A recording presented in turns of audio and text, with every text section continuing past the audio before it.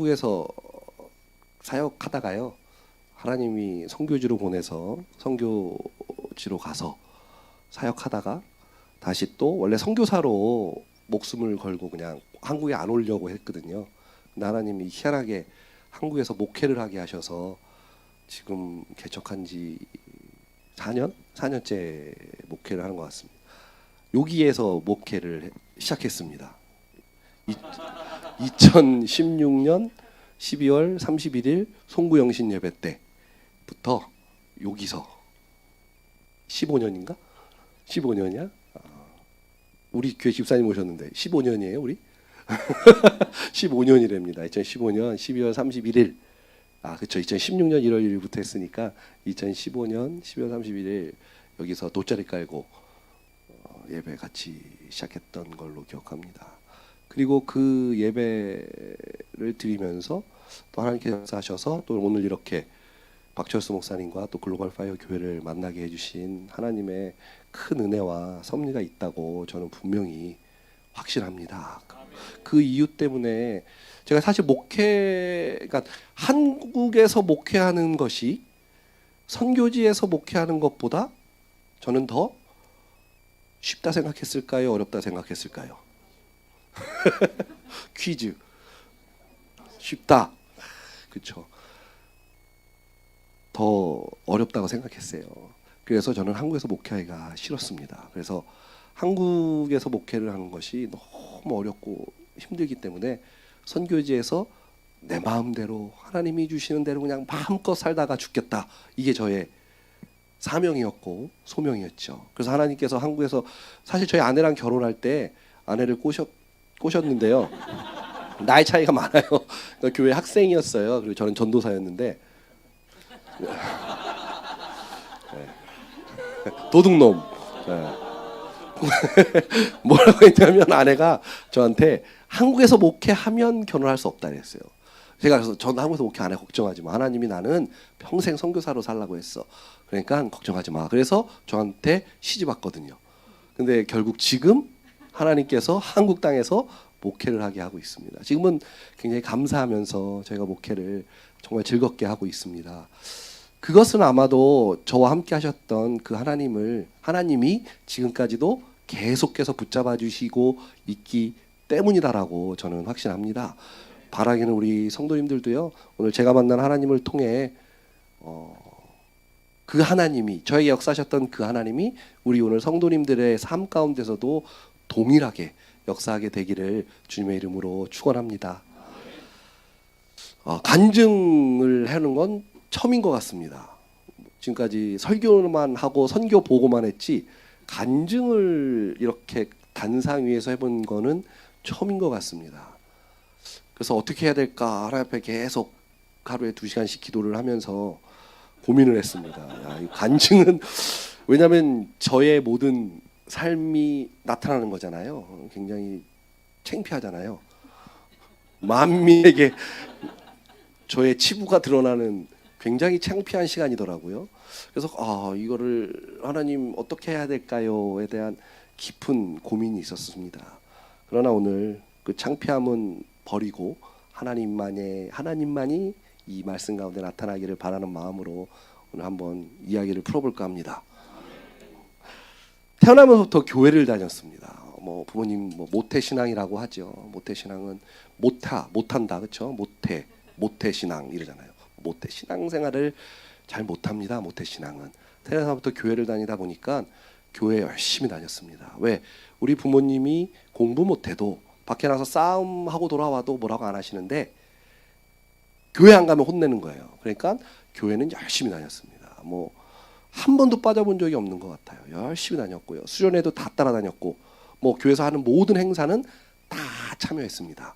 그럼에도 불구하고 초등학교, 중학교를 다니면서 친구들이 너무 좋았어요. 그래서 친구들하고 너무 함께 어울리다 보니까 세상에서도 열심히 살았습니다. 중학교 때 술, 담배도 다 배우고 또 당구도 잘 쳤어요. 우리 때는 놀 게 당구밖에 없었는데 당구도 한 300 정도 쳤죠. 고등학생 때. 그리고 싸움도 좋아하고 그래서 저의 고등학교 때 꿈이요. 그 강호 재패였습니다. 무슨 말씀인지 아세요? 무슨 말씀인지 잘 이해를 못하시는 분들인데 내가 우리 이 나라에서 최고의 깡패가 되겠다 뭐 이런 마음도 있었고 그런 걸 굉장히 좋아했어요. 그래서 친구들을 굉장히 좋아했습니다. 그래서 친구들과 함께 어울려서 싸움질하러 돌아다니고 뭐 술 먹고 다니고 뭐 이러면서 신나게 세상을 즐겼어요. 그러나 주일만 되면 여지없이 앞에 와서 열심히 살았습니다. 중고등부 다 학생 회장도 뭐죠? 중등부 회장도 하고 고등부 때는 총무도 하고 뭐 찬양 인도도 하고 뭐 수련회 가면 막 은혜도 받고 기도 막 열심히 하고 3개월 가더라고요. 보통 수련회 왜 수련회가 여름 수련회, 겨울 수련회 이런 식으로 계속 있냐면 약발이 3개월 받아요. 그래가지고 아이들이 저도 그랬던 것 같아요. 가서 3개월 열심히 기도하고 찬양하면 딱 3개월 가는 것 같아요. 아이들도 다 성가대가 3개월 동안은 풍성하다가 3개월이 지나면서 또 쑥 빠지고 그럼 또 겨울 수련회 가고 뭐 물학의 밤 하고 뭐 이러면서 또 커지고 저도 똑같은 생활이었던 것 같아요. 결국은요 양다리 신앙이었죠. 삶도 내 마음대로 실컷 즐기고 교회도 열심히 오고 결국 그 신앙은요 나중에 생각해봤더니 학습되어지고 배워진 신앙이라는 생각을 굉장히 많이 했습니다. 그러니까 신앙인들이 신앙생활하면서 가장 조심해야 되는 게 학습되어진 신앙이에요. 그러니까 옛날부터 이렇게 배워왔던 대로 하나님은 그냥 배워왔던 대로 그냥 내가 구원 받았어라고 말하면 구원 받은 사람이야 라고 그냥 학습되어진 대로 신앙생활을 하다 보면 삶 속에서 실제 하시는 하나님을 만나지를 못하는 것 같아요. 그냥 아는 거죠. 아는 거. 난 알아. 지금 미국 대통령이 누구죠? 트럼프. 트럼프를 아세요? 전 알아요. 트럼프 모르세요? 아시잖아요. 그럼 트럼프는 여러분들 아시나요? 모르잖아요. 신앙생활도 똑같은 것 같습니다. 나는 하나님을 아는데 하나님은 절 모르는 것 같아요. 그게 아마 저의 중고등학교 시절에 신앙생활이 아니었을까. 그럼에도 남들이 볼 때는 뭐 부모님이 볼 때는 야 우리 아들 신앙생활 정말 잘한다. 와 그래도 교회에서도 막 야 정말 쟤는 너무 열심히 해. 모든 일을 막 최선을 다해. 뭐 수련회다 그러면 뭐 한 달 전부터 맨날 교회 와서 뭐 십자가 만들고 뭐 막 준비하잖아요. 이런 거에도 열심히 나와서 했거든요. 그러니까 남들이 볼 때는 굉장히 신앙생활은 잘하는 사람으로 봤지요. 그러나 실상은 전 세상이 더 좋았습니다. 그래서 세상 가운데서 세상과 친구들과 어울리는 시간이 6일, 교회 오는 거 하루, 뭐 수련회 좀 있으면 뭐 조금 더 며칠 더 빼주는 거, 그래야 부모님 다 안 혼나니까. 그리고 재밌었어요. 사실은 뭐 옛날 저희 신앙생활 할 때 연회당이라 그랬잖아요. 그러니까 와서 좀 이쁜 누나들도 있고 동기들도 있고 같이 어울리는 거 재밌었고 그냥 그런 신앙생활을 해왔던 것 같습니다. 그러던 중 고3쯤 됐나 봐요. 대학을 뭐 이렇게 갈 성적이 안 됐겠죠. 저희 때는 수능이 아니라 뭐라지 연합고사, 학력고사 뭐 이런 거 있잖아요. 그래가지고 뭐 성적도 안 되고 대학을 내가 과연 갈 수 있을까에 대한 고민이 있었고 차라리 미리 빨리 저쪽 업계로 빨리 뛰어들어서 정말 꽉 잡는 세상을 한번 만들자 이런 마음이 오히려 있었습니다. 근데 고3 어느 날 전날 친구들하고 이제 한잔 하고 탁 자고 있었어요. 근데 학교랑 굉장히 가까웠어요. 그래가지고 학교에서 그 종을 쳐요. 오전에 이제 뭐라 그러죠? 조회종이라 그러나 그걸 띵띵띵 치면 그때 이제 듣고 일어나요. 집이 가까우니까. 집이 요 옆에 살았습니다. 여기 어디죠? 파크리오. 옛날 시형 아파트였는데요. 여기 잠실 초등학교, 잠실 중학교, 잠실 고등학교. 제가 나와서 저희 동네입니다. 여기다. 거기 살면서 종소리 들리면 벌떡 일어나가지고 이제 학교를 가는 거예요. 뭐 쓰레빠 신고 뭐 체육복 입고 대충. 그날 딱 종소리를 듣고 딱 일어났는데요. 사실 저는 이렇게 겁을 상실한 사람이고 이게 별로 두려움이 없던 사람입니다. 그러다 보니까 뭐 이렇게 두려워한 게 없었는데 그날 따라 아침에 눈을 딱 떴는데 정말 죽음에 대한 공포가 저를 확 사로잡는 거예요. 태어나서 처음 느껴봤어요. 정말 죽음이라고 하는 공포가 그냥 이유 없이 아침에 일어났는데 문득 일어났는데 그냥 죽음이라는 공포가 저를 꽉 잡는 거예요. 두렵더라고요. 뭐 원래 안 무서워하는데 내가 어제 너무 과음을 했나? 이러면서 아침에 일어나서 그냥 갔습니다. 학교를. 하루 종일 그 두려움에 대한 죽음에 대한 공포가 저를 끊임없이 잡는 거예요. 이게 일주일을 계속되는데 사람이 거의 이렇게 정신이 나가겠더라고요. 그래서 제가 어머니께 살짝 얘기했어요. 아니, 내가 좀 이상하다. 어디 병이 걸렸는지 이상하게 이 죽음에 대한 이 공포 때문에 이 마음이 불안해서 죽을 것 같다. 솔직히 무섭다. 이랬더니 저희 어머니가 뭐 아시는 여자 목사님이 있는데 그 목사한테 가서 한번 기도를 좀 받아보자 이러는 거예요.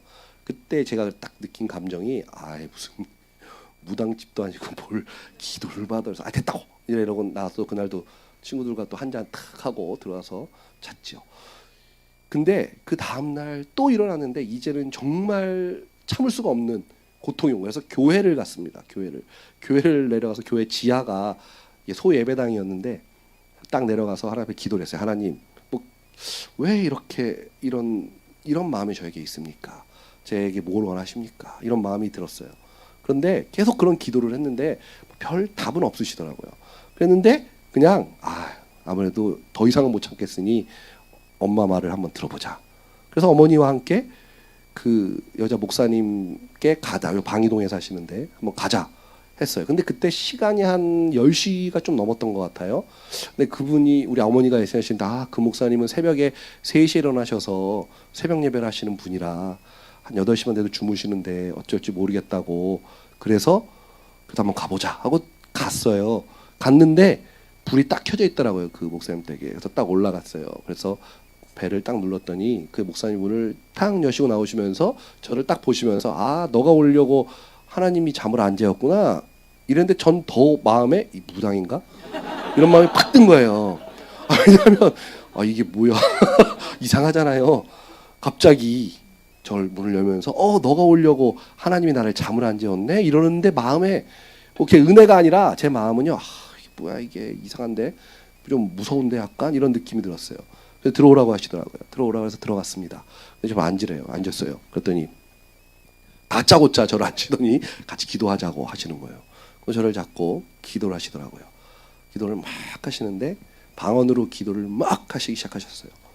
방언으로 기도를 막 하시는데 갑자기 이제 기도를 해주시니까 이렇게 있었죠. 이렇게 무릎 꿇고 이렇게 있었죠. 그랬더니 제 머리 귀에요. 사랑하는 아들아 이러는 거예요. 그래서 제가 깜짝 놀라서 네 하고 이렇게 눈을 떴어요. 주위를 돌아봤죠. 근데 아무도 없고 계속 기도하고 계시는 거예요. 제 앞에서 이 목사님은. 그래서 뭐 환청이 들리나 하고 다시 이렇게 했어요. 또 사랑하는 아들아 이러는 거예요. 그래서 제가 또 눈을 또 떴어요. 도대체 어디 있지? 하고 쳐다봤는데 뭐 주위에 아무도 없지요. 다시 또 그래서 이제 생각했습니다. 이게 그 말하는 하나님의 음성인가? 이런 생각을 했어요. 눈을 감고 있었어요. 또 한 번 사랑하는 아들아 이러는 거예요. 그래서 제가 네 이랬어요. 네 이랬어요. 네 딱 이랬어요. 그랬더니 눈 감고 네 이랬어요. 그랬더니 갑자기 딱 이렇게 말씀하시는 거예요. 내가 너를 태중부터 너를 택했는데 넌 어찌하여 여기 조금 재수 없는 말이어서 말을 해야 되나 말아야 되나?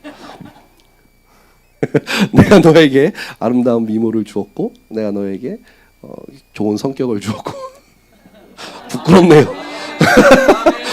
굉장히 제가 지금 살이 이렇게 쪘는데 젊었을 땐 그래도 좀 괜찮았습니다. 그러시면서 뭐 그런 좋은 얘기를 많이 하시면서 내가 너를 택했는데 넌 어찌하여 이렇게 나에게 죄를 짓느냐 이렇게 말씀하시는 거예요.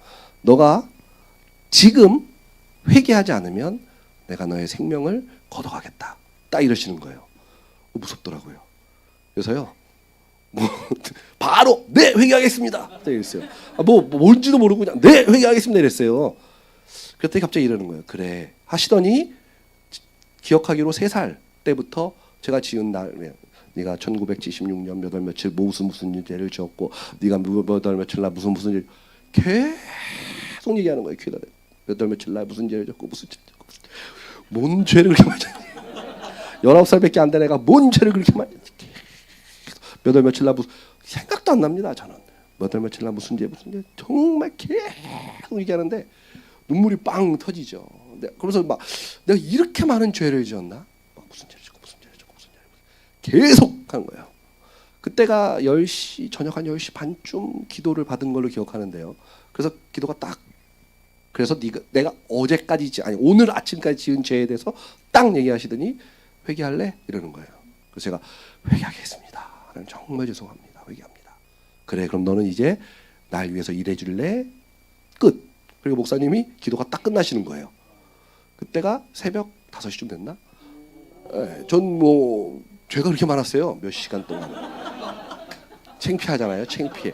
제가 그 목사님 얼굴 뵙기가 너무 창피한 거예요. 왜냐? 이 목사님이 아시는 것 같은 거예요. 제 마음에는 이 목사님이 아시는 것 같아요. 너무 창피해서 고개를 들 수가 없는 거예요. 그 목사님이 저를 이렇게 보면서 무슨 일이 있었니? 라고 물어보셔요. 그래서 제가 목사님 아세요? 그랬더니 뭘 알아? 이러는 거여서 제가 이게 말을 제대로 못해서 뭐 이렇고 저렇고 조금 이렇게 얘기를 했더니 목사님이 하나님이 너에게만 말씀하셨나 보다. 나는 모르겠어. 하나도 몰라. 하나님이 너에게만 얘기했나 보다. 그러길래 제가 그 목사님께 근데요 목사님 하나님의 일을 해라. 그런데 그게 뭐예요? 그랬어요. 했더니 막 웃으시면서 네가 기도해봐 이러는 거예요. 안 가르쳐 주셨어요? 그래서 하나님을 위해서 일하라는 게 뭐야 도대체 하고 집으로 돌아왔습니다. 그랬더니 이 죽을 것 같은 공포에서 촥 벗어난 거예요. 야, 보통 사람이 이쯤 되면 이제 그 다음 날부터 어떻게 해야 되겠습니까? 그렇죠. 새로운 삶. 정상적 사람은 새로운 삶. 저는 안 새로운 삶. 저는 그 다음 날 신나서 친구들한테 드디어 이거 없어졌어. 또 마시고 부어라 마셔. 전혀 바뀌지 않았어요. 제 삶은 그냥 그 죽음에 대한 공포가 사라진 것만으로 저는 좋겠습니다. 그리고 또 그냥 살았어요. 또 한 거의 이제 시험이 원서를 쓰기 거의 며칠 안 남았던 그날도 전날 친구들과 신나게 마시고 늦게 일어났어요. 그랬더니 죽음의 공포가 나 앞에 확 한번 경험해봤죠? 그게 팍 온 거예요. 이제는 알죠. 이게 뭐지? 왜 그러지? 그래서 하나님 앞에 기도해보라 그랬지. 학교도 안 가고 교회로 갔어요. 그래서 교회에서 기도했습니다. 하나님을 위해 일하라고 저한테 하셨는데 뭡니까? 그게 대답을 해주셔야 되잖아요. 그렇죠? 대답을 안 해주시는 거예요. 그래서 일주일을 기도했는데 안 해주세요. 그래서 다시 그 목사님에게 찾아갔습니다. 그래서 그 목사님의 배를 누르고 목사님 아무리 기도해도 전 뭔지 모르겠습니다. 좀 알려주세요. 그랬더니 저를 보러 웃으시면서 집으로도 들이지도 않으시고 문 앞에 서서 너 신학교 가래? 하고 문을 뚱 닫으시는 거예요. 그래서 제가 서가지고 신학교? 신학교가 뭐지? 이제 이런 거예요. 그래서 봤더니 목사 되는 거래요. 웃음밖에 안 나오더라고요. 그래서 내가 목사는 무슨 그래서 돌아왔습니다. 무슨 뭐 이러면서 근데 이게 찔리죠. 이제 마음은 이게 부담감이라는 게 있는 거예요. 그래서 어머니 아버지께 제가 심각하게 말했습니다. 하나님의 일을 하라는데 나보러 신학교를 가래. 두 분이 웃는 거예요. 박장대소라면 웃으시면서 뭐 네가 이러는 거예요. 그래서 내가 네 이랬죠. 그래서 마음을 안 먹었습니다. 그렇지 내가 무슨 신학교냐 이러선 마음을 접었죠. 그랬는데 계속 죽음에 대한 공포가 저를 끊임없이 저를 피폐하게 만들기 시작했습니다. 얼굴에 버짐이 필 만큼 막 피폐해지는 거예요. 원서 쓸 땐 다가오고. 그래서 우리 담임 선생님이 고등학교 내내 똑같은 선생님이셨어요. 고1, 고2, 고3. 그리고 이 선생님이 저를 굉장히 예뻐해 주셨어요. 학교의 말썽쟁이인데도 그렇게 이뻐해 주셨어요. 맨날 저 불러다 같이 술 먹고 서울대 물리학과 나오신 우리 선생님이 맨날 저마다 술 한잔 먹고 막 꼴초세요. 갑자기 수업 시간에 저한테 쓰고서 담배 하나만 줘. 딱 드리면 피시고. 저를 엄청 좋아하셨던. 제가 그 선생님을 찾아갔어요. 원서 쓸 때 저 선생님 제가요 신학교를 가겠습니다. 그랬더니 신학교가 뭐야? 이러는 거예요. 그래서 목사 되는 거랍니다. 그랬더니 신부 같은 거 이러는 거예요. 네. 그랬더니 네가? 네. 왜? 이러는 거예요. 그래서 가래입니다. 그래서 누가? 하나님이요. 그랬더니 하나님이 너한테 가래? 이러는 거예요. 네. 그랬더니 그래? 하더니 신학교가 어딨냐 하고 막 찾아보시는 거예요. 저희가 이과였거든요. 제가 열심히 찾아봤는데 그분은 이과 출신이시니까 전혀 모르시죠. 신학교가 뭔지. 옆에 계신 문과 선생님한테 물어봐서 신학과 중에 어디가 제일 좋아? 그랬더니 연세대학교 신학과가 제일 좋대요. 그런 거예요. 그랬더니 저한테 그럼 너 연세대학교 신학과 갈래? 그래서 제가 제 수준이에요. 그랬더니 거기 성적 되게 낮대. 넌 거긴 갈 수 있어. 야 그래도 와이대 아니냐 이러는 거예요. 그럴까? 그래 볼까 이런 마음이 딱 들었어요. 근데 뭐 그냥 뭐 마음은 그랬지만 제가 이제 침례교단에 있다 보니까 침례교 신학교를 가야 된다. 이제 신학교를 가기로 했으니까 그래서 이제 저희 담임 목사님이 또 제가 신학을 간다니까 원서 그 추천서 써줘야 되잖아요. 담임 목사님이 근데 안 써주셨어요. 저는 제 신학 가면 안 된다고. 그래가지고 그래서 다른 부모님이 아시는 어떤 다른 목사님 개척교회 목사님이 추천서를 써주셔서 신학교에 넣었죠. 성적은 붙었어요. 너무 기쁜 거예요. 야 내가 공부도 안 하던 내가 붙었구나. 딱 갔죠. 갔는데 그 신학교는요 성적만 붙는 게 아니라 그 면접을 봐요. 면접을.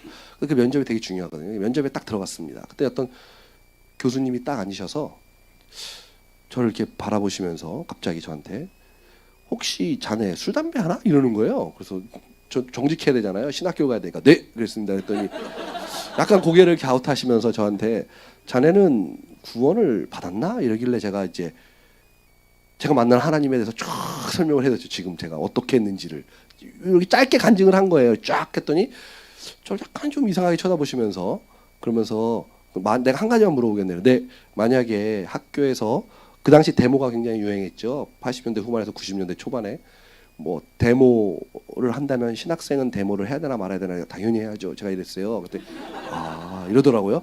나왔습니다. 떨어졌습니다. 성적은 붙었는데 면접에서 F 다 꽝꽝꽝 나서 떨어졌어요.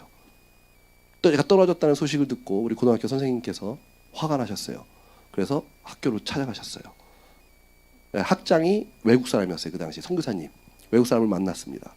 처음에 우리 선생님 말씀이 외국 사람이라서 약간 당황했지만 나는 영어로 할 수 있어. 영어로 막 얘기를 했대요. 그랬더니 그 학장님이 한국 선교사님이셔서 한국말 되게 잘하세요. 갑자기 한국말로 예 이유가 있습니다. 이러길래 되게 놀라셨다 그러시더라고요. 자기는 막 굉장히 좁은 마음으로 영어로 얘기했는데 저기 한국말이 나오니까 놀라셨다고 하더라고요. 말인즉 이 친구가 면접에서 F를 맞았기 때문에 우리는 학교는 그렇게 못합니다. 그래서 학교를 뒤집어 놨지만 뭐 못하죠. 떨어진 거예요. 그랬더니 이제 선생님이 저를 불러서 술 한잔 사주시면서 야 그런데 왜 갈라 그랬냐고. 그러니까 너하고 안 맞는다고. 차라리 재수해서 선생님이 도와줄 테니까 다른 대학 가자. 그래서 제가 알겠습니다. 그랬죠. 근데 우리 때는 후기 대학이 또 있었어요. 그래서 후기 때 그래도 한 번은 더 해봐야 된다고 우리 개척교회 목사님이 저 추천서 써주셨는데 그래도 의리가 있잖아요. 그래서 한 번 더 넣었어요. 그래서 붙었어요. 면접에 또 들어갔어요. 그 교수님이 또 앉아 있어요. 저를 기억해요. 자네 그거 마음 변하지 않았나? 네, 떨어졌습니다. 그래서 내가 무슨 신학이야. 그렇지. 하고는 재수를 해보겠다. 이제 강호재패의 꿈이 아니라 이 대학을 한번 가보자 하는 마음이 있었던 거예요. 그래서 재수 학원을 끊었습니다. 요 풍납동 저 옆에 보면 지금은 저기 딴 데지만 파리바게트 있는 그 건물이 옛날에 천재학원이었거든요. 이왕이면 천재가 되고자 천재학원을 저기서 여기까지 다니면서 열심히 재수학원을 다녔죠. 그렇지만 뭐 열심히만 다녔지 뭐 사실 공부보다는 딴짓을 더 많이 했지만요. 그래도 어찌됐든 공부를 했습니다. 그래서 안 가 이제. 그러는 이렇게 열심히 살고 재수하면서 살았다가 이제 고등학교 선생님하고 계속 만나고 그래서 항공대학교 항공재료학과를 가겠다. 이제 이런 청운의 꿈을 안고 열심히 했어요. 10월이 된 것 같아요. 10월쯤 아침에 자고 일어났습니다. 제 마음에 어떤 마음이 들었을까요? 죽음의 공포가 저를 이제는 뭐 굉장히 익숙하죠. 제가 굉장히 익숙합니다. 그래서 정말 하나님 날 어찌하여 그래서 그 개척교회 목사님을 찾아갔습니다. 그래서 목사님 참 제가 좀 그렇습니다. 또 이러네요. 그랬더니 목사님이 저를 차에 타 이러시더라고요. 저를 태우고 여기 경기도 광주에 있는 산곡기도원이라는 곳으로 산속을 막 올라가요. 저를 딱 떨구시면서 성경책 한 권과 성경고사 문제집 주면서 이거 다 보기 전에는 못 내려온다 하고는 가버리셨어요.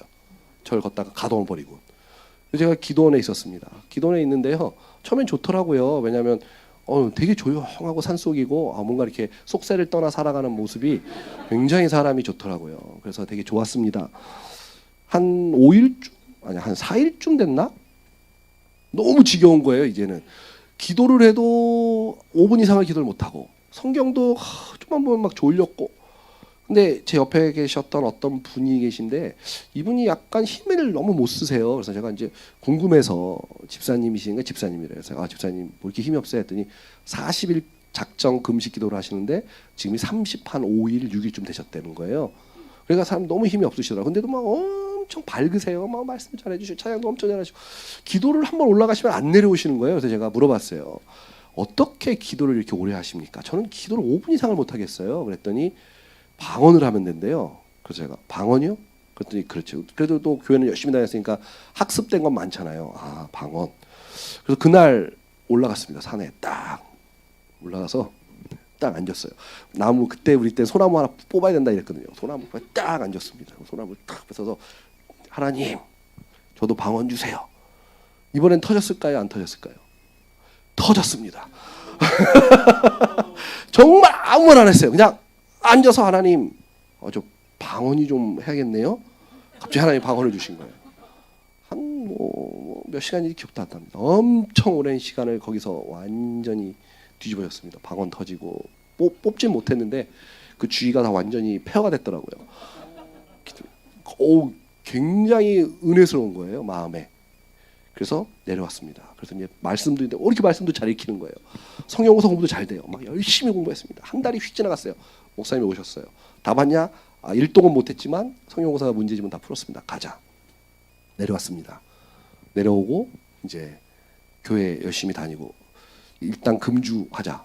금연은 못하겠고 금주는 하면서 기다렸습니다. 그리고 나서 딱 또 시험을 본 거예요. 대전 침례신학대학교 딱 넣었습니다. 성적은 뭐 우수한 성적으로 합격. 면접을 들어갔습니다. 교수님이 또 앉아 있는 거예요. 그 목사님은 그 교수님은 참 기억력도 좋으셔요. 저를 기억하고 있는 거예요. 정확하게. 작년 전기 후기 왔던 친구네. 작년과 생각이 똑같은가? 갈등이 딱 왔습니다. 저한테. 그러나 신학생은 하나님 믿는 사람은 정직해야지. 똑같습니다. 떨어졌습니다. 그래서 마음에 굉장한 그게 왔어요. 내가 사기쳐야 되는 건가? 이런 마음이 정말 그랬습니다. 내가 사기쳐야 되나? 이런 마음이 들었어요. 후기는 대전치미신내 신학교를 안 넣습니다. 우리 저를 이렇게 도와주셨던 우리 개척교회 목사님이 수도 침례 신학교라는 데가 있었어요. 예전에는요 갑종학교라는 게 있었습니다. 아시나 모르겠지만 문교부가 인정하는 학교가 아니라 교단이 인정하는 신학교가 있었어요. 거기를 저보고 후기를 넣으라는 거예요. 봤더니 그 학교는 굉장히 저하고 안 맞는 학교더라고요. 대전침례신학대학교는 굉장히 이렇게 열심히 이성적으로 잘 가르치고 공부도 잘 가르치는 곳인데 거기는 가면 보통 하루에 3시간씩 막 기도 안 하면 살아갈 수 없는 곳이래요. 저하고 굉장히 안 맞죠. 그래서 좀 걱정이 앞섰지만 또 순종해야 되는 마음으로 거기를 넣었어요. 희한하게 저한테 그런 것이 느껴지는지 그때 뭐 성적은 뭐 당연히 붙었고요. 면접을 보는데 그 당시 김종걸 교수님이라는 분이신데 철학과 교수님이 저를 딱 보면서 똑같은 질문을 하셨어요. 그 대전침례신학대학교랑 보던 데나 자기 자네 술 담배 하나? 왜 그런지 모르겠습니다. 전 냄새가 나나? 그래서 정말 고민했습니다. 거짓말할까? 그러나 믿는 자가 거짓말할 수 없지. 합니다. 그랬습니다. 그때 똑같이 물어봅니다. 자네 신학교에서 왜 저한테 그렇게 똑같이 물어본지 모르겠지만 데모하면 할 건가? 해야죠. 해야 됩니다. 우리가 열심히 앞장서야 합니다. 그때 합격했습니다. 근데 신기하죠. 왜 똑같은데 여기는 합격을 했을까요? 그때 4대1이었는데 합격을 했어요. 합격을 해서 오리엔테이션 하는 날 아무 생각 없이 신학교 복도에서 창문을 열고 그러면서 사색이 잠겼죠. 드디어 신학으로 왔구나 내가. 갑자기 지나가시던 우리 저를 합격시켜 주셨던 교수님이 깜짝 놀라시며 와보래요. 그래서 어른 앞이니까 끄고 이렇게 갔죠. 따라오게 하더라고요. 그래서 딱 학생처장이시더라고요. 학생처장실로 끌려갔어요. 저한테 담배 피우고 싶으면 나가서 피게.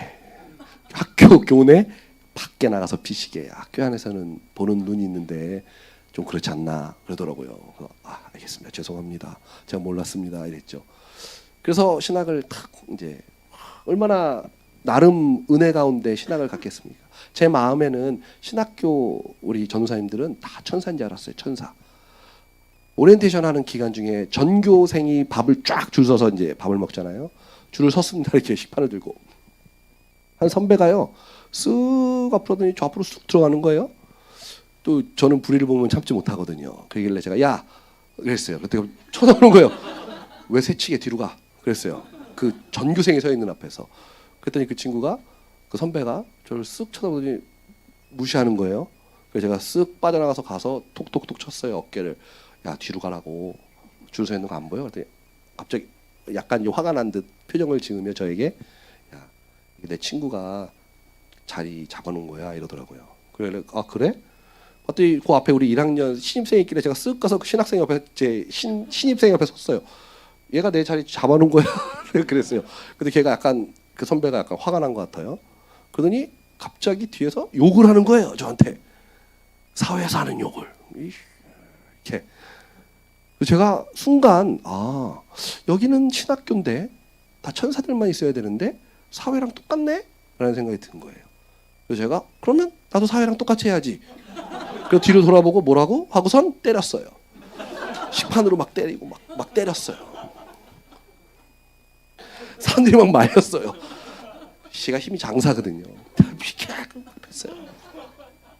막 때렸죠. 그 다음부터 이제 신학교에서 왕따가 됐습니다. 신학교 내내 누구도 저에게 말 걸지 않았습니다.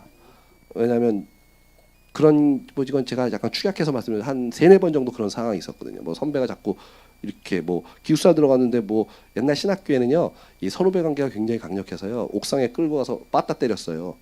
목사 안 하셨나요? 하셨죠. 예. 원래 신학교가 다 그랬어요. 이렇게 빠따 때렸어요. 그게 저는 사회랑 너무 똑같잖아요. 여기는 신학교인데. 그래서 제가 유일하게 처음으로 그 신학교 전통 역사로 대들었습니다.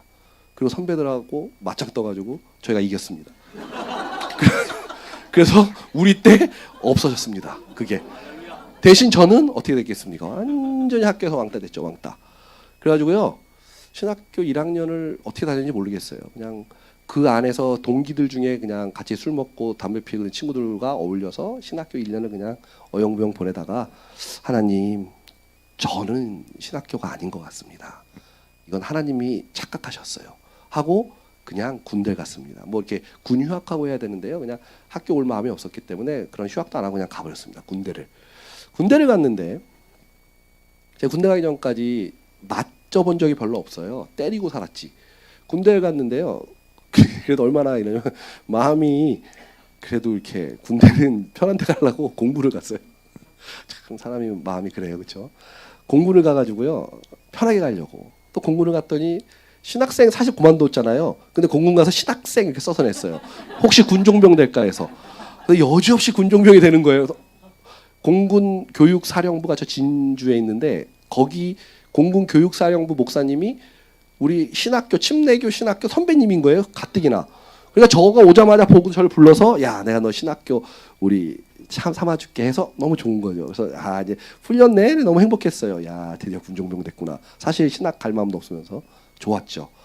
근데 그러니까 수료, 그러니까 훈련병 끝나고 수료하기 전날 저를 불러내는 거예요. 그래서 저는 군종병에서 불러내나 보다 하고 탁 섰어요. 오른쪽으로는 키들이 다 막 이렇게 큰 친구들이 쫙 쓰고 제 위쪽으로는 다 조그만 애들이 이렇게 쓴 거예요. 그러길래 제가 혼자 생각한 거예요. 큰 애들은 뭐 어디 딴 데로 가고 얘네들은 어디 가고 나는 군종병 혼자 이랬죠. 근데 저기서 어둠을 뚫고 막 짤랑짤랑 소리 나는 어떤 친구들이 이렇게 크신 분들이 오더니 저까지 딱 잘라서 따라오라는 거예요. 저까지 딱. 다 이렇게 키가 큰데 도 뭐지? 하고 끌려갔습니다. 그 의장대라는 곳으로 제가 끌려갔는데요. 군대 가셨다 오신 분 아시는데 총 돌리는 사람들이 있죠. 막 총 돌리는 사람들이 의장대인데요. 저희 때는 뭐 구타가 이제 없어진다 뭐 요럴 때였어요. 제 군대 갔을 때가 92년도 12월 군번이었는데 없어진다 해서 이럴 때였는데 전 그래서 구타가 없는 줄 알았거든요. 근데 의장대 훈련병으로 들어가자마자 때리기 시작하는데 엄청 때리더라고요. 맨날 때려요. 진짜 맨날 맞았어요. 국방부 자대로 왔는데 하루도 안 맞은 날이 없어요. 그때 제가 처음 알았어요. 아, 누구에게 맞는다는 것은 이렇게 고통스럽고 화가 나는 거구나. 아프구나. 정말 몰랐어요. 하나님이요. 아, 그래서 정말 회개 많이 했습니다. 아, 제가 사람 때린 거 진짜 너무 죄송합니다. 하나님. 이거는 대들 수 없이 맞아야 되잖아요. 군대에서는요. 그냥 저 사람이 나를 일방적으로 구타하면 일방적 구타가 저에게 이루어지는 거예요. 그러니까 아프더라고요. 맞으니까. 그리고 기분이 굉장히 안 좋더라고요. 그래서 아, 누군가가 맞는다는 건 이렇구나. 내가 하나님 앞에 정말 회개했어요. 그때 신학 거기 군대에서.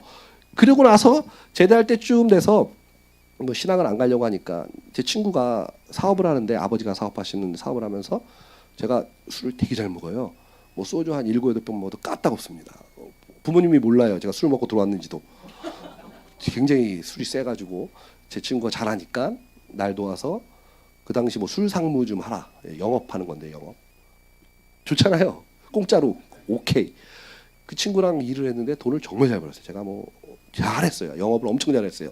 그래가지고 맨날 뭐 부어라 마셔라 하고 사람들한테 계약서 사인 받아오면 막 돈 많이 주고 너무 재밌는 거예요. 그러고 있다가 어느 날 여기 천호동에서 이제 바위하고 약속이 있었어요. 목요일이었는데요. 조금 일찍 버스에서 내려서 걸어가려고 내렸는데 광성교회가 옆에 있는데요. 그때 목요일 날 목요 찬양 예배를 드렸습니다.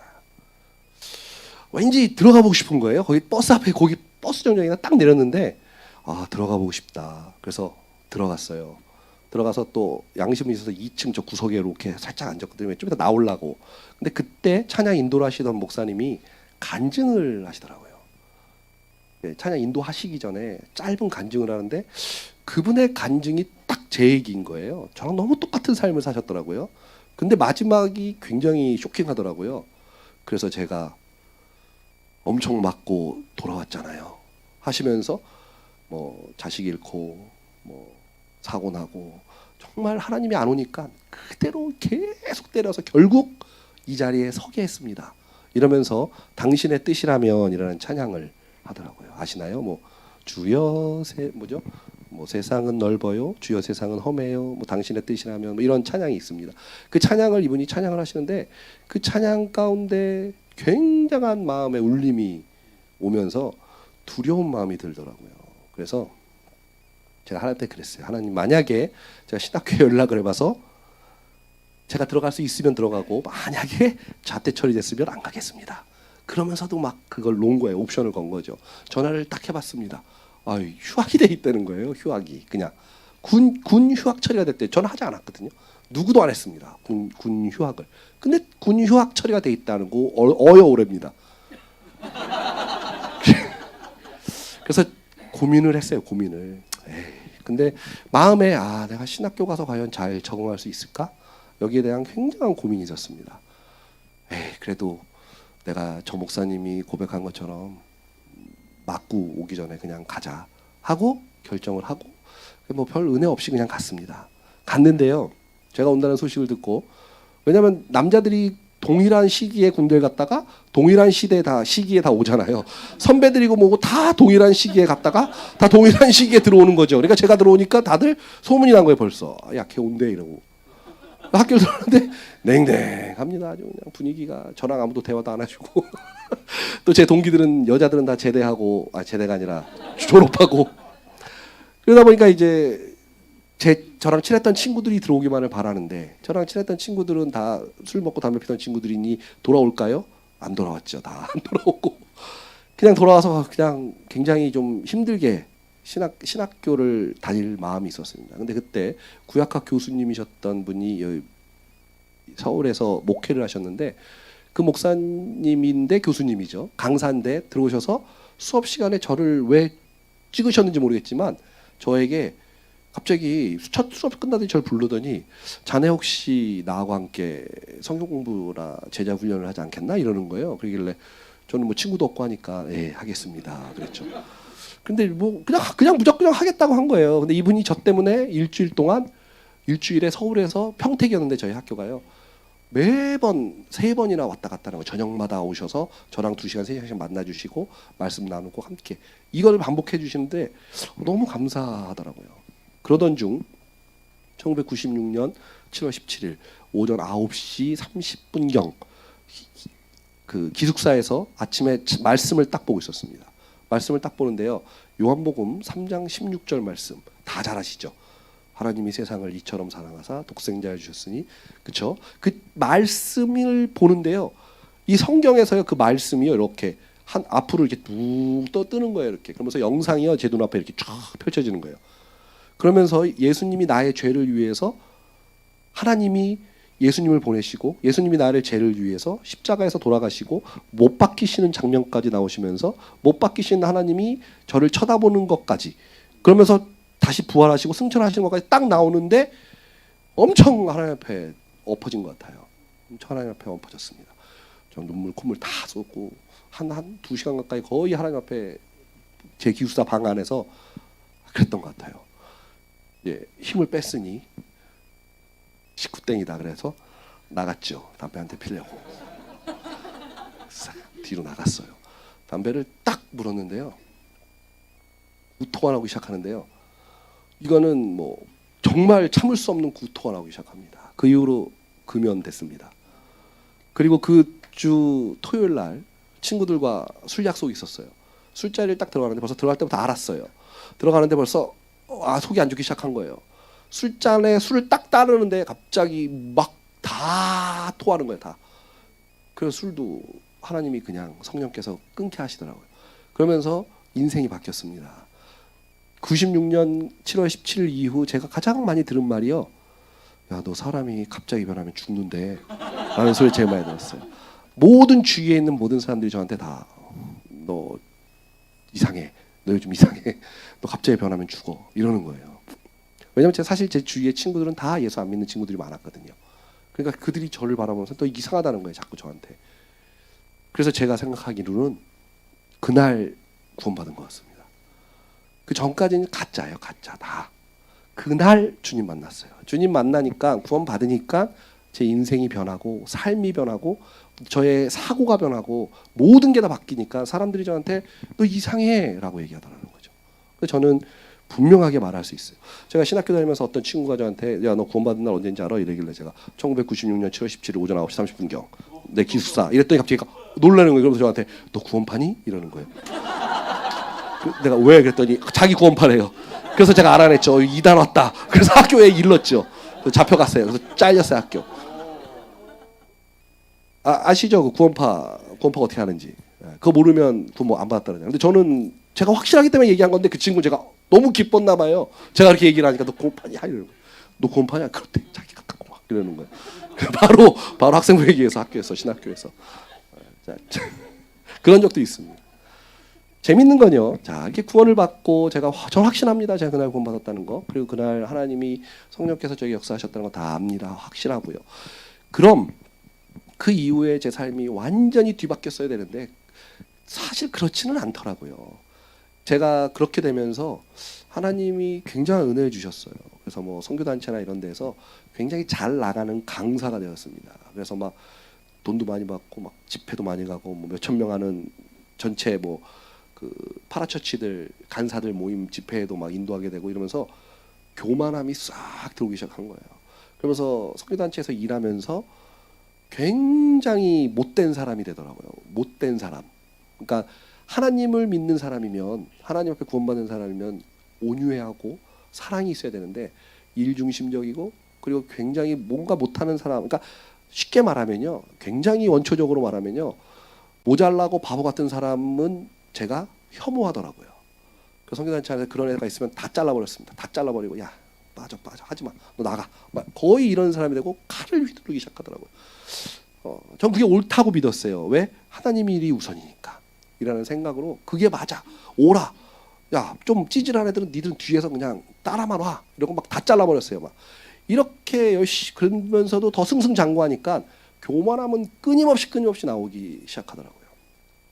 그러다가 하루아침에 뭐 선교단체 안에서 어떤 그 큰 교회 목사님 아드분이 이렇게 들어오시면서 제가 그분한테 막 한방 붙어가지고 막 화가 나가지고 막 주차장에서 구타하고 막 이래가지고 경찰서 끌려가고 막 합의 안 해준다 그래가지고 하지마 막 이러고 막 경찰서 싸우고 막 이러 저 개인적인 어떤 일들 막 모든 일이 하루 아침에 팍 오면서 완전히 바닥으로 처박혔습니다. 완전 바닥이에요. 바닥도 보통 바닥이 아니라 바닥에 처박혔어요. 거의 교단에서 목회자 못할 만큼 밀려나게 된 거죠. 어디에도 설 수 있는 자리가 없어졌습니다. 그래서 하나님 앞에 그때 거의 한 달 넘게 교회 2층 소외배당에서요 바닥을 대굴대굴 굴면서 밤마다 기도했어요. 밤마다 기도할 때 처음에 저의 기도의 제목은 뭔지 아세요? 억울합니다. 그랬어요. 제가 뭘 잘못했습니까?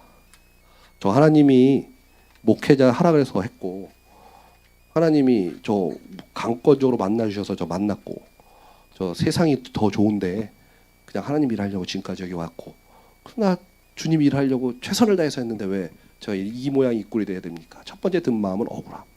하나님한테 엄청 뭐라 그랬던 것 같아요. 막 기도가 누워가지고 바닥을 기어다니면서 하나님 앞에 막 억울함을 호소했던 것 같아요. 억울하다고, 나 정말 억울하다고. 기도가 계속 지속되고 몇 날 며칠이 지나가는데요. 억울함이 회개로 변하기 시작하고, 제가 얼마나 교만했던지 기억나게 하시고 회개로 변하더라고요. 하나님 앞에 끊임없는 회개가 저의 삶 가운데 나타나기 시작했고, 결국 그 기도의 마지막은 회개로 마쳤습니다. 그러면서 하나님 앞에, 하나님 이제 한국에서는 제가 할 수 없네요. 어떻게 할까요? 하나님께서 중학교 3학년 때 선교 한국이라고 하는 그 집회에 참석해서 선교사로 헌신하겠습니다. 제 인생의 11조를 하나님 앞에 드리겠습니다라고 서원했던 것을 딱 기억나게 하신 거예요. 그래가지고 선교사? 생각을 안 해봤는데 선교사? 그러고 있다가 신학교 4학년 때 단기 선교를 가게 됐습니다. 이 얘기도 재밌는 얘기니까 해드릴게요. 그 단기 선교를 원래 가려고 한 게 아니라 신학교를 졸업하고 전도사 생활을 하면 이제 제 시간이 없잖아요. 그래서 머리를 썼어요. 4학년 때 어머니가 무슨 개 타는데 제가 돈을 넣어서 저도 갯돈을 부은 거예요. 그 돈을 모아서 졸업할 때 배낭여행으로 유럽을 가리라. 혼자 원대한 꿈을 꾸고 갯돈을 부은 거죠. 그래서 막 이제 졸업할 때가 됐어요. 그래가지고 마음에 이제 외국 가려고 그때 뭐 인터넷이 발달 안 했으니까 책하고 다 찾아서 이제 준비를 하고 있는 중에 우리 신학교 저랑 같은 동기이신, 저랑 띠동갑으로 많으신 그 목사님이 뭐해 이러길래 저 배낭여행 가려고 준비합니다. 그랬더니 자기도 같이 데려가라는 거예요. 그래서 그러시죠. 그래서 같이 가려고 했어요. 저 사람 또 듣더니 자기도 데려가래요. 저 사람도 데려가래요. 6-7명이 붙는데 너무 싫은 거예요. 왜냐면 여행은 혼자 다녀야 되거든요. 여러 명이 같이 다니면 여행은 망쳐요. 그래서 너무 마음이 안 좋은 거예요. 이거 이들하고 갈 수 없는데 해서 고민을 하다가 아이디어를 냈습니다. 선교 여행을 가자고 해서 이 사람들을 다 데리고 선교 여행을 먼저 갔다 오자. 그리고 나는 혼자 배낭여행을 가야겠다 이렇게. 그래서 그럼 선교 여행을 차라리 하죠. 사람도 많으니까. 그랬더니 다 좋대요. 또 신학생들이니까. 그래서 그럼 모집하재요. 그럼 모집해요. 그래가지고 신학교에서 모집을 한 거죠. 그래서 20여 명이 넘는 신학생들을 데리고 선교지를 떠나게 됩니다. 저는 선교 갔다 와서 저는 여행 가려고 그런 거예요. 원래 저 혼자. 그런데 아시지만 단기 선교를 준비하고 신학생들이 돈이 어디 있어요, 그렇죠? 막판이 딱 되는데요. 기도 제목들이 막 올라오는데 선교비가 없어요. 이러는 거예요. 다 선교비가 없어요. 저에게는 돈이 있죠. 그래서 저는 애써 외면했습니다. 이건 내가 하나님 앞에 분명히 내가 약속하고 내가 이거 배낭여행 가려고 모은 돈 이건 안 돼. 자꾸 올라와요. 기도 제목. 그러니까 선교팀 모여서 기도할 때마다 계속 선교비가 마련되지 않아요. 얼마예요? 딱 했더니요.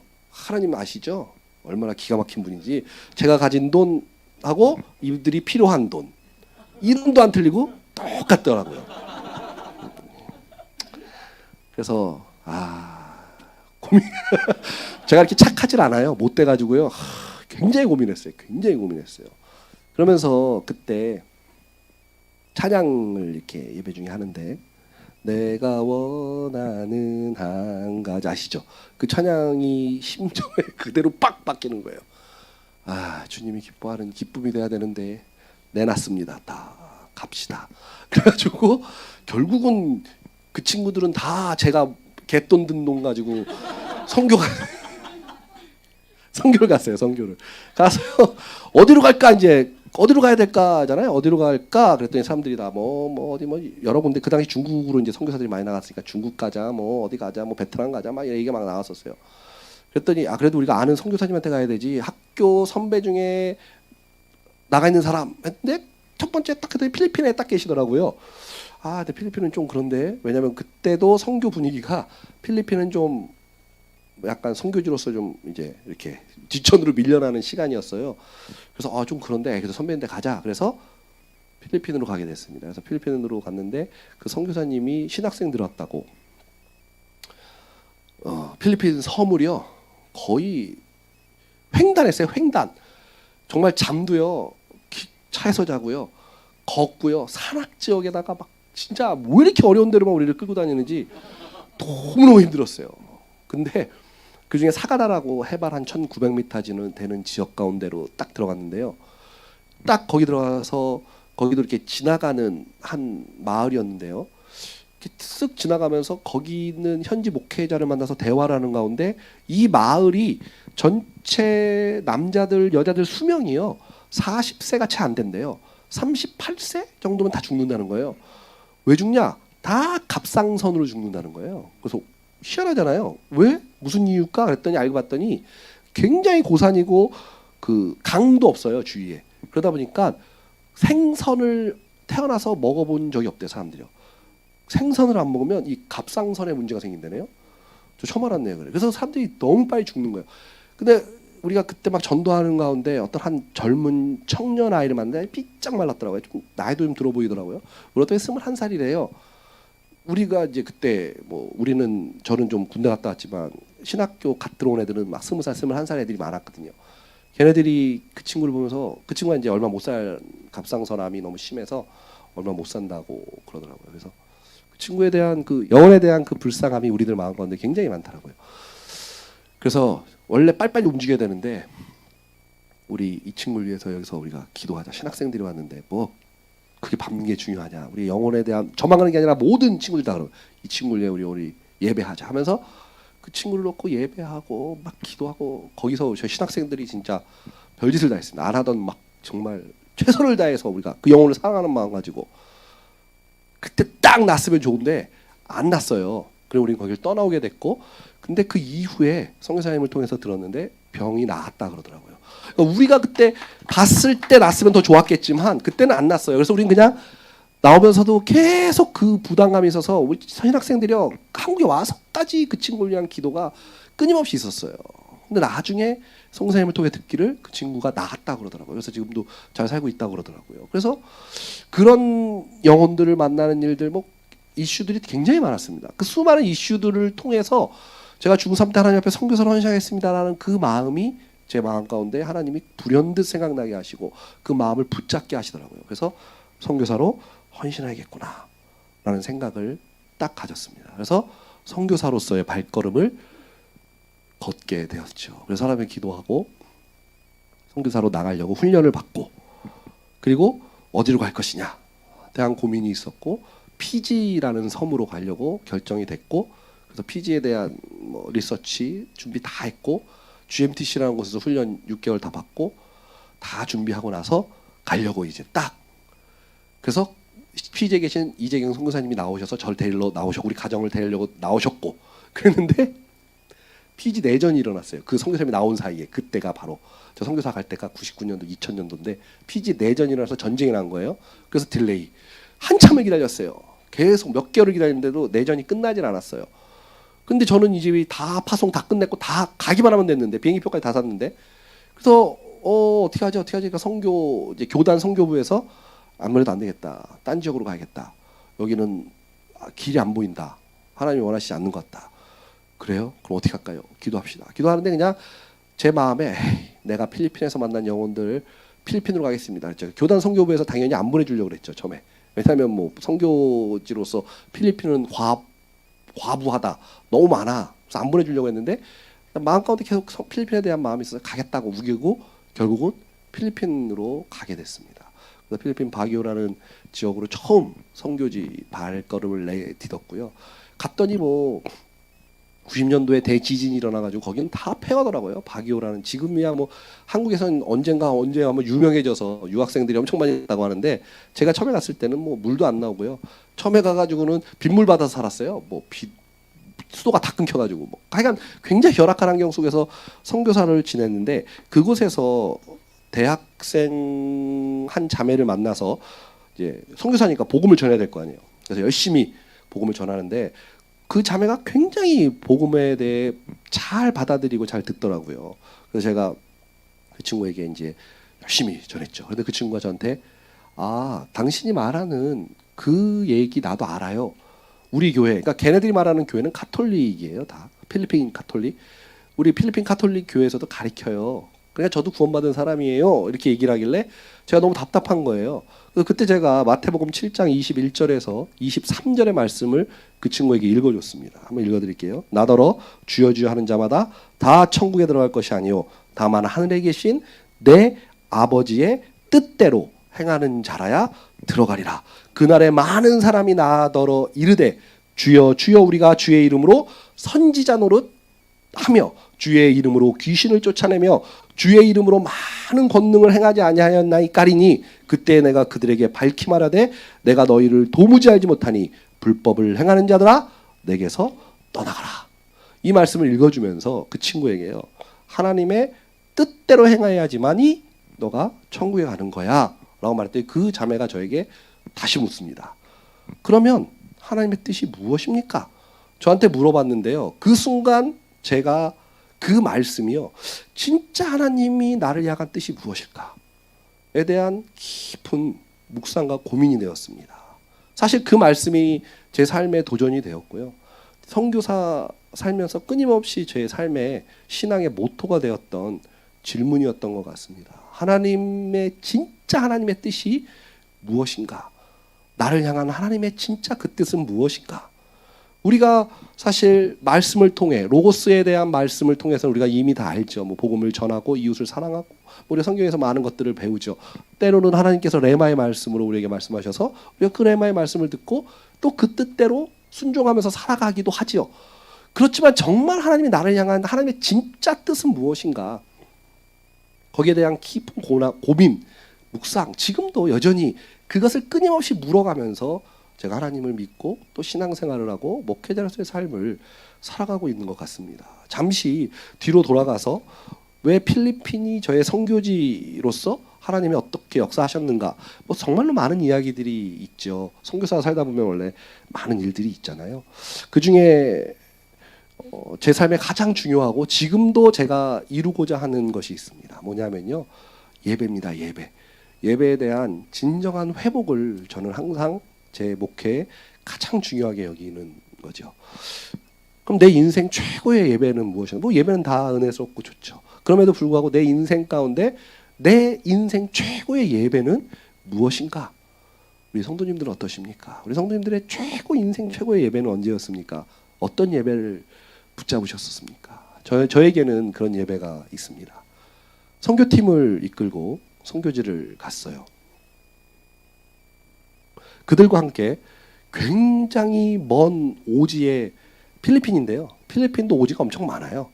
거기를 가게 됐습니다. 거기를 갔는데요, 산악버스를 타고 거의 7시간, 그리고 찌푸니를 타고 산길을 막 한 2시간, 걸어서 또 2시간, 전기도 안 들어옵니다.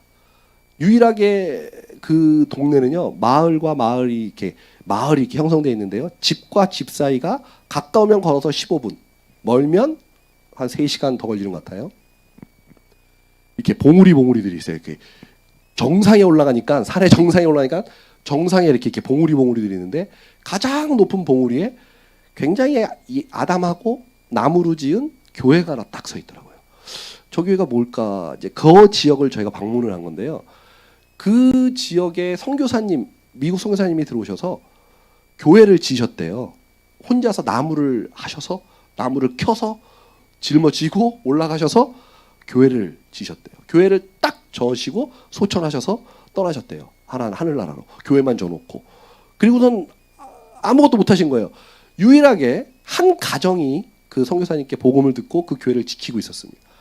그 중에 뭐 전기가 안 들어오는 곳이니까요. 전기는 그 제너레이터인가 이거 기름 넣어서 돌리는 걸로만 조금 이렇게 쓰고 그 교회를 저희가 방문한 거죠. 그래서 이제 그 교회를 갔습니다. 새벽에 출발해서 밤에 들어갔어요. 밤에 들어가자니까 깜깜한데 촛불 켜놓으니까 들어가서 거기서 잠깐 예배하고 자고 아침에 새벽같이 일어나서 이제 우리가 전도를 나가자. 그랬더니 웬걸요. 집들이 너무 먼 거예요. 그래서 야 이거 큰일 났다. 어떻게 하지? 그래서 이제 친구들하고 뽑기를 했습니다.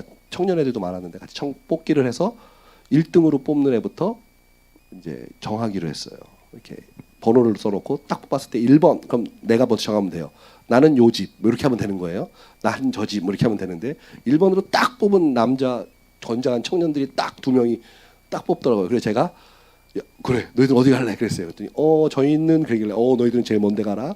왜냐하면 가장 가까운 데 가려고 하는 거죠. 그래서 안 돼. 너희들 제일 멀리 가. 그러면서 자연스럽게 2번 뽑은 사람은 더 먼 곳, 그러니까 그 먼 곳에 다음. 결국은 맨 마지막에 뽑은 사람이 제일 가까운데. 근데 좀 하나님께서 청년들은 멀리, 젊은이들은 연세 드신 분들은 가까운 곳 했습니다. 그래서 새벽에 도시락 싸들고 다 갔어요. 전도하고 그들을 예배 가운데로 초대하기 위해서. 저는 이제 선교사님하고 둘이 다 떠나보내고 그 높은 봉우리에서 이렇게 서서 보니까 와 멋있더라고요.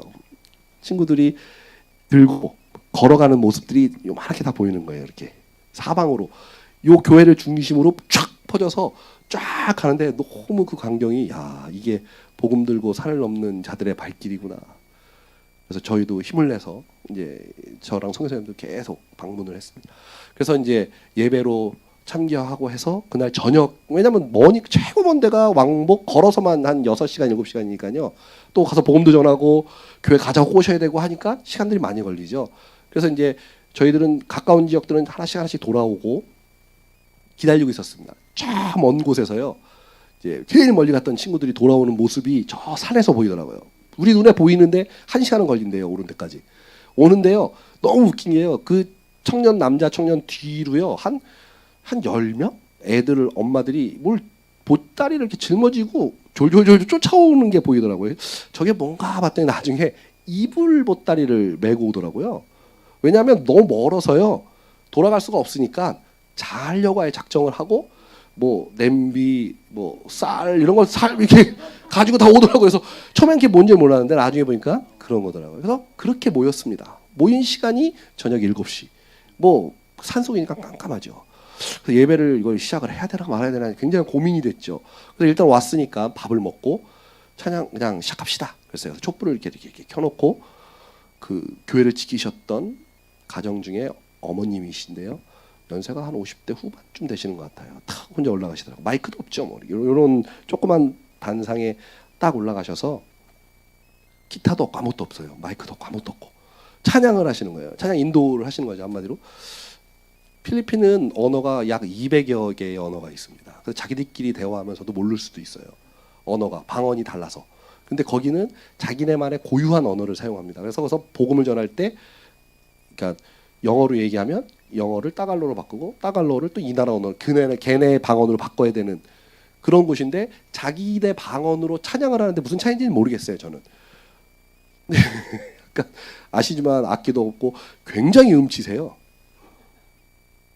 처음에는 약간 연부를 배우나 이랬어요. 정말 이렇게 찬양을 처음에는 그래서 야 이거 예배가 이렇게 시작돼도 되나? 저희는 선교팀에 이렇게 이쪽에 앉아 있었는데요. 찬양을 막 혼자 하시는 거예요. 사실 다 예수 안 믿는 사람들이 태반이었죠. 그 동네 사람들이지만 한 몇 명은 이제 교회를 다니던 사람들이고 이분 찬양을 막 혼자 하시니까 몇몇이 따라하기 시작하더라고요. 근데 조금 지났어요. 이분이 약간 이렇게 막 춤을 추시는 거예요. 찬양을 하면서 춤을 춰요. 이 위에서 막. 그랬더니 다 일어나서 갑자기 같이 다 춤을 추면서 찬양을 하기 시작하는 거예요.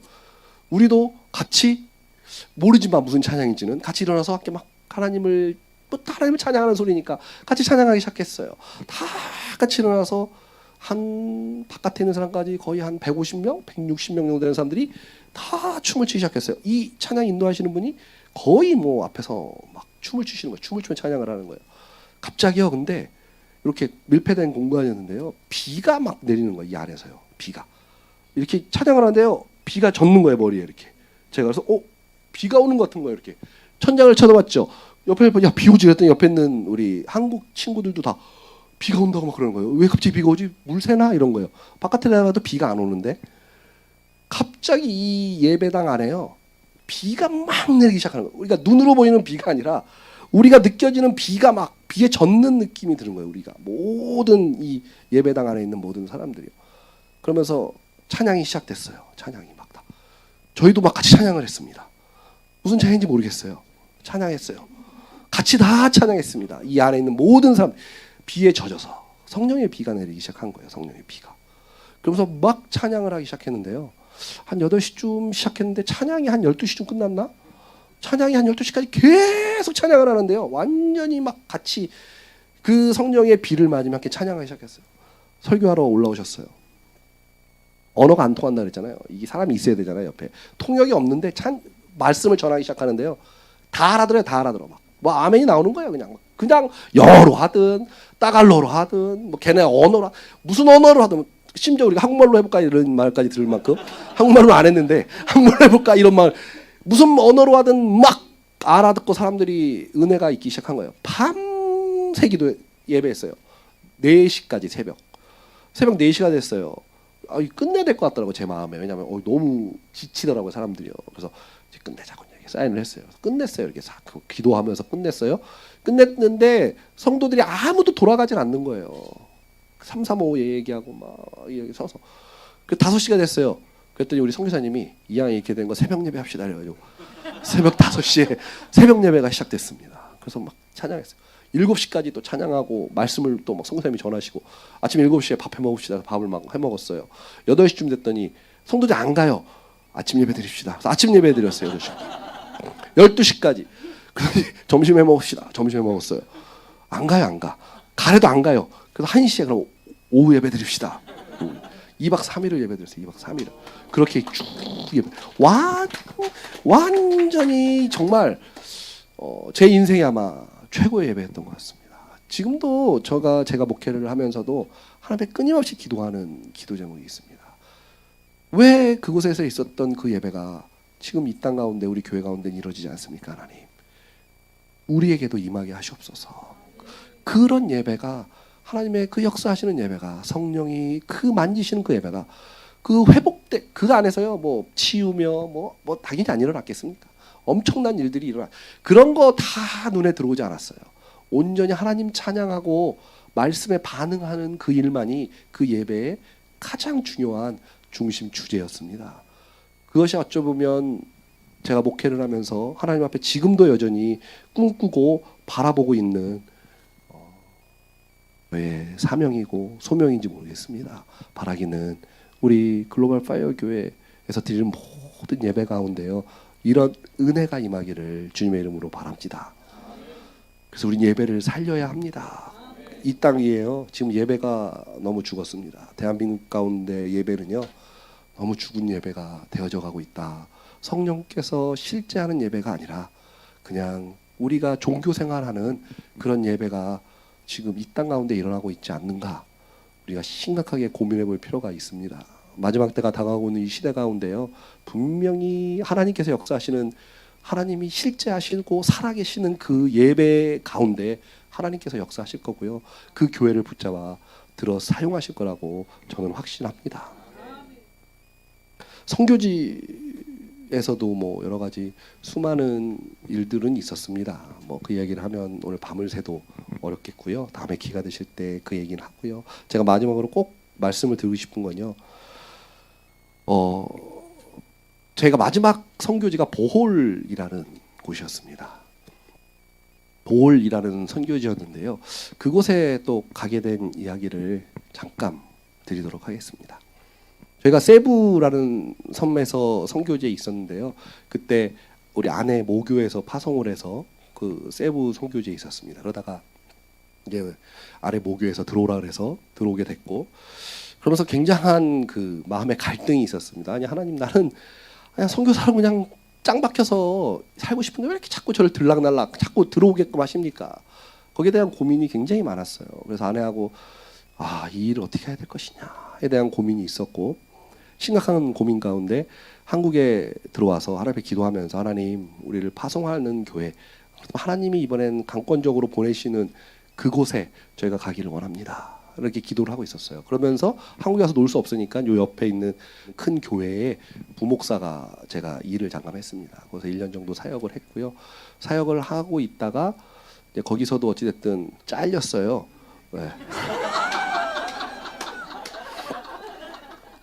1년 만에. 자랑하자면 잘해서, 못해서가 아니라 잘해서 잘렸습니다. 잘해서.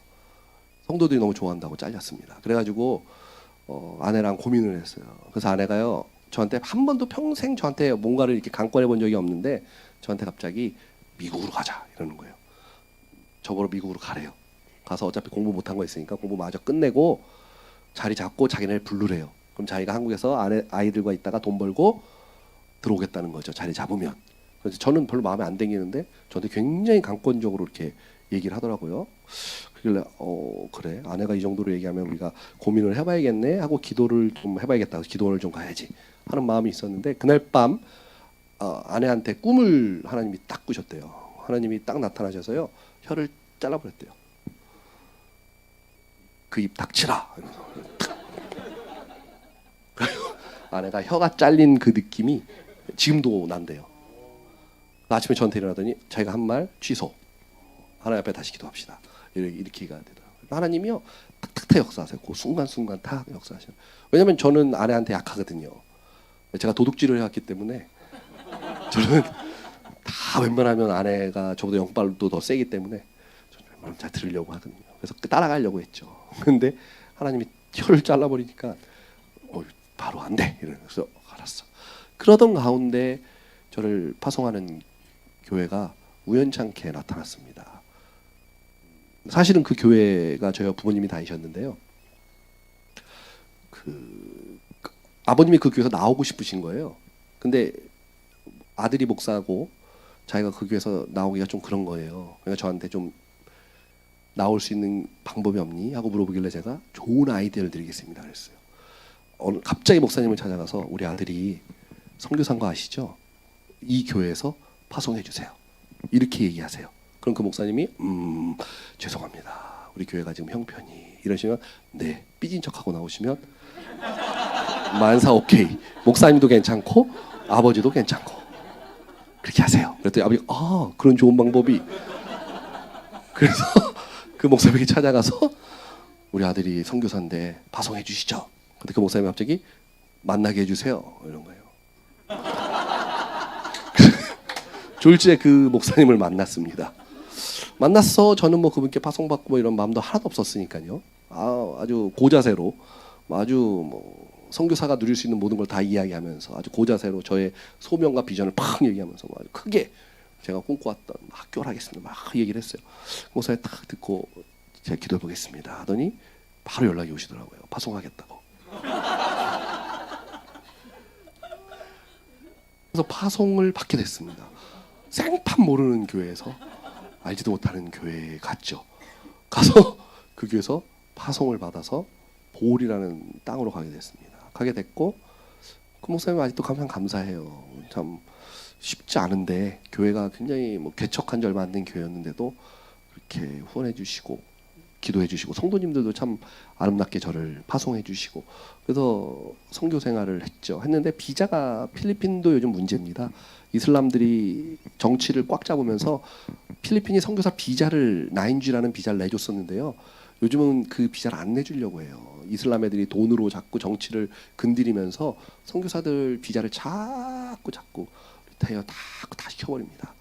그러다 보니까 저희가 비자가 조금 문제가 됐었어요. 그래서 NGO가 국제기아대책본부에서 선교사 훈련을 받고 거기서 NGO로 나가야겠다라는 생각을 가지고 파송교회에 얘기했고, 들어오라 그래서 들어와서 훈련 받으려고 다 준비했고, 교회 잠깐 와 있는 사이에 교회에 약간 문제가 생겨서 제가 그 목사님께 그런 거 있잖아요. 한국 사람들의 그냥 하는 말 있죠. 이렇게 뭐래요? 인사치레로 하는 말. 뭐 부사일절 때문에 힘들고 어렵다 뭐 이러시길래 제가 인사치레로 언젠간 제가 도와주시면 제가 도와드리겠습니다. 이렇게 했어요.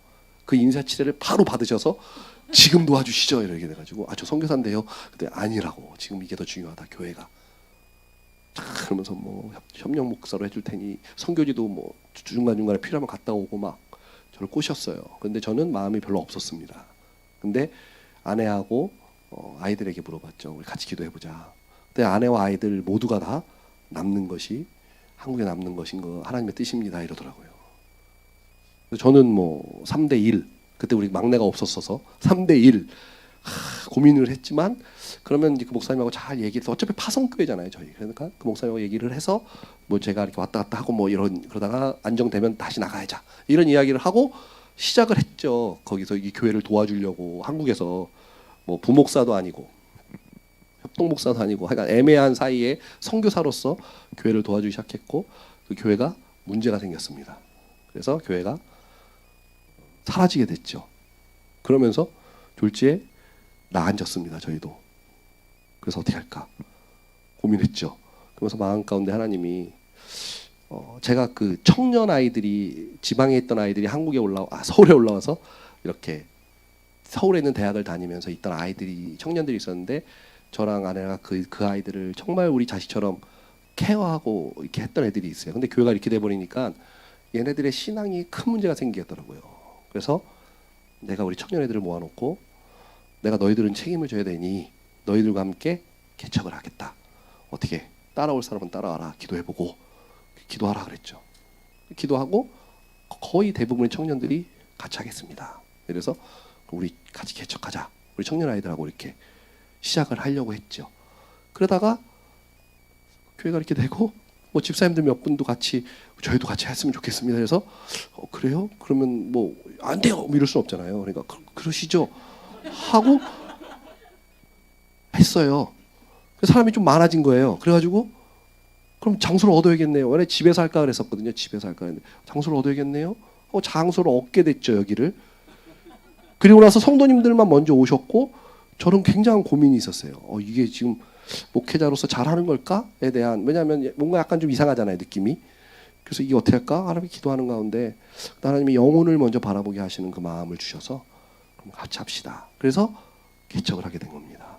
그래서 개척을 해서 이곳에서 함께 예배하고 또 하나님 앞에 상처받은 영혼들을 잘 추스리면서 하나님 앞에 정말 하나님이 원하시는 교회, 하나님이 기뻐하는 예배를 세우겠다라고 하는 그 믿음을 가지고 목회를 하고 있었죠. 그러던 중 4년째가 딱 지났는데 요 옆에 있는 저희 아내 모교 목사님이 저희한테 그 합병을 하자 1년 전 좀 딱 얘기를 하신 거예요. 은퇴를 하셔야 되니까 우리 교회랑 합병을 통해서 우리 교회는 젊은 사람들이 많거든요. 거기는 다 노인들이 많고 그러니까 합쳐서 거긴 교회 건물을 가지고 있습니다.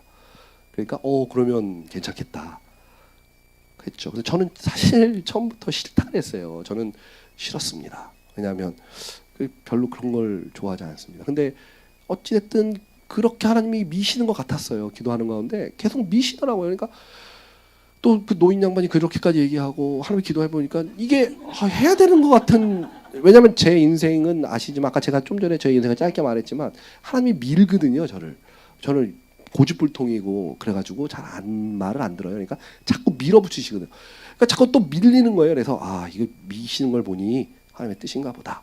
그래서 1년을 준비를 했어요. 그래서 이제 하기로 하고 난 얼마 남지 않은 시간에 이 교회가 저희가 계약을 3년을 하고 3년 연장 계약을 했었거든요. 그리고 1년밖에 안 지났기 때문에 2년이 남았으니까 주인에게 얘기를 해서 그러면 제가 근데 주인이 마침 또 교회한테 줬으면 좋겠다 그러시더라고요. 우리 교회가 마음에 들으셨었나 봐요. 그래서 제가 이제 올렸죠. 그랬더니 저기 큰 교회에서 이렇게 분리개척해서 나오시겠다는 목사님도 있었고 몇몇 분이 오셨었어요. 근데 그 분리개척해서 오시겠다는 분이 가장 합당하더라고요. 여기 오시기에는. 그분이 당에서 바로 연락 주시겠다고 했고 그래서 이제 마음 가운데 정 안 되면 다가오니까 시간이 그냥 그분한테 드려야겠구나라는 마음이 있었어요. 근데 목사님이 전화를 저한테 딱 하신 거예요. 전화를 딱 받고 와 보시겠대요. 제가 아내한테 그랬어요. 끊고 이 목사님이다. 내가 그랬어요.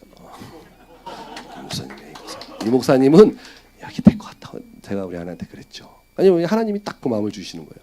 그래서 오셨더라고요. 우리 저 선교사님하고 같이 그때 우리 오셨죠. 같이 목사님도 오셨고 같이 오셨더라고요.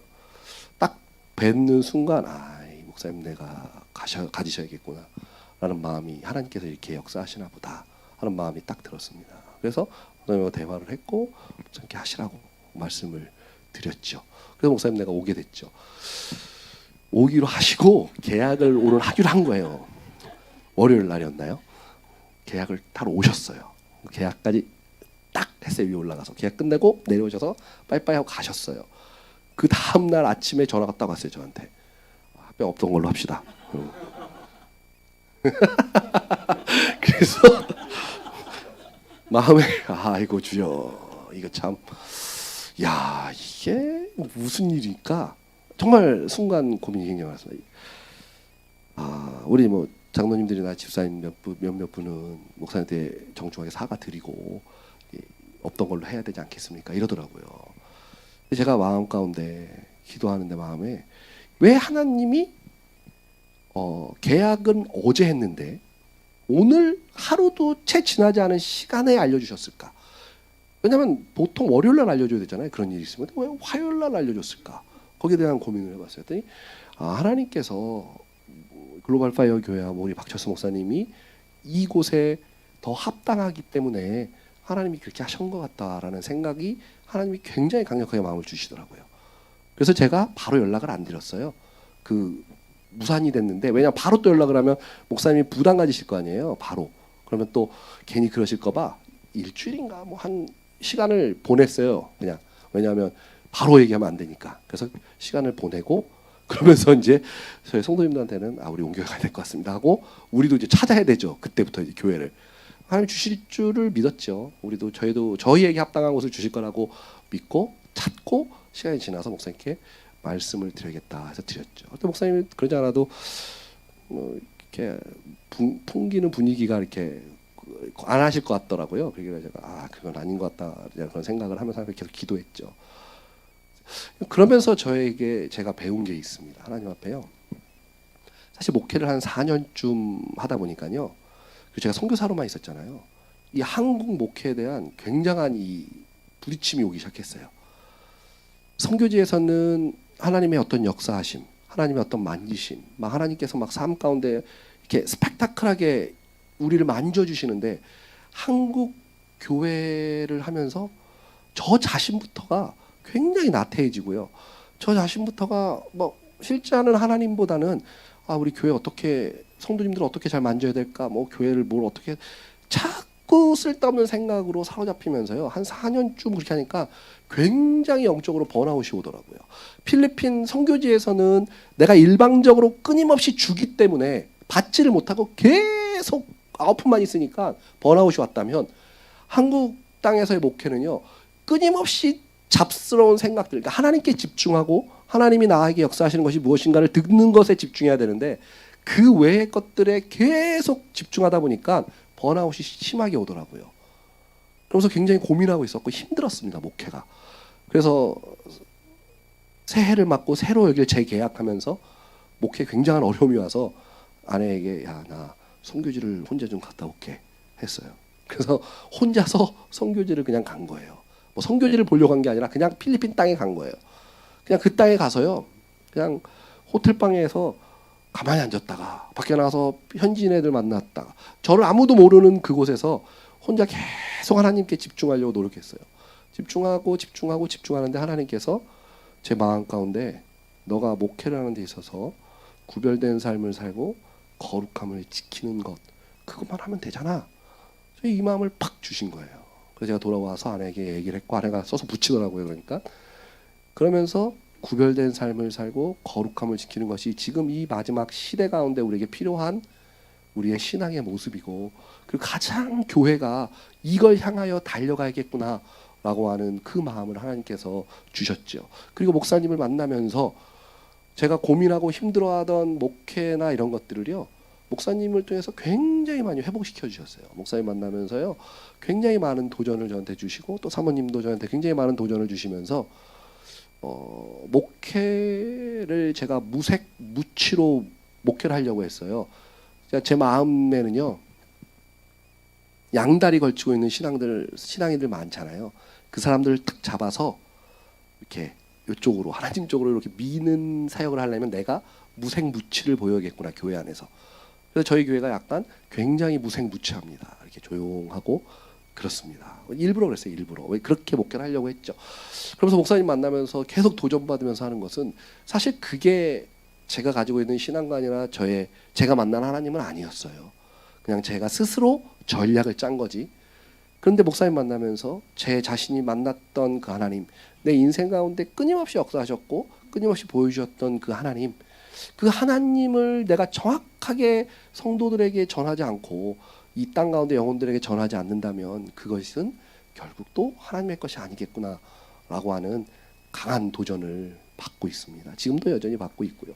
그래서 그걸 통해서 다시 한번 하나님이 이번 기회를 통해 또 이 기도하면서 내가 하나님 앞에 받았던 하나님의 뜻, 그리고 나에게 주셨던 사명과 소명, 나에게 강력하게 부어주셨던 기름 부음, 이것들을 찾아서 내가 이제는 그 길을 걸어가야겠구나. 그리고 이 교회에 우리 목사님이 글로벌 파이어 교회가 들어오게 된 목적은 내가 저쪽 교회와 합병하고 이런 문제가 아니라 박철수 목사님과의 만남을 하나님께서 주선해 주시려고 이 기회를 주셨구나 라고 하는 확신의 마음이 듭니다. 특별히 우리 방주교회와 그래서 글로벌 파이어 교회도 함께 마지막 시대에 하나님께 꼭 쓰임받는 교회가 되었으면 좋겠습니다.